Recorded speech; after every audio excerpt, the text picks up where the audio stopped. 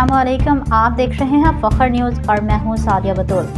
सबसे पहले शामिल करते हैं आज के अहम खबरें। आधे घंटे की बारिश और चकवाल शहर में इंतजामी कारकर्दगी का इम्तिहान। चकवाल से अवामी प्रेस क्लब के वाइस चेयरमैन मलिक सफदर की रिपोर्ट। चकवाल शहर में होने वाली हालिया मुख्तसर बारिश के बाद main Talagang road, hospital road, तहसील चौक, मेन पिंडी रोड और दीगर अहम इलाकों में जो सूरत हाल सामने आई उसने शहरियों को शदीद मुश्किलात से दो चार कर दिया। नाले उबल पड़े, सड़कें तालाबों का मंजर पेश करने लगीं और कई मकामात पर काला, गलीज और ताफुन ज़दा पानी सड़कों पर फैल गया।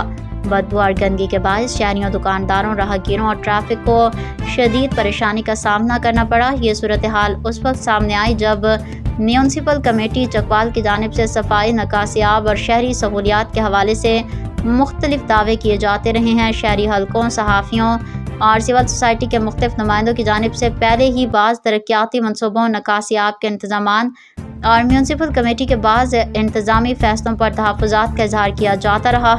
अवामी सतह पर यह मुतालबा ज़ोर पकड़ रहा है कि तमाम जारी मनसूबों, फंड्स के इस्तेमाल, मयार तामीर, निगरानी के निज़ाम और इंतजामी अमूर का गैर जानिबदाराना जायज़ा लिया जाए ताकि हक़ाइक़ वाज़ेह हो सकें और आवाम का एतमाद बहाल हो। एहलियान चकवाल नारों से ज़्यादा अमली नताइज, शफ़ाफ़ियत, मेरिट और मौसर अवामी खिदमत के मुंतज़िर हैं।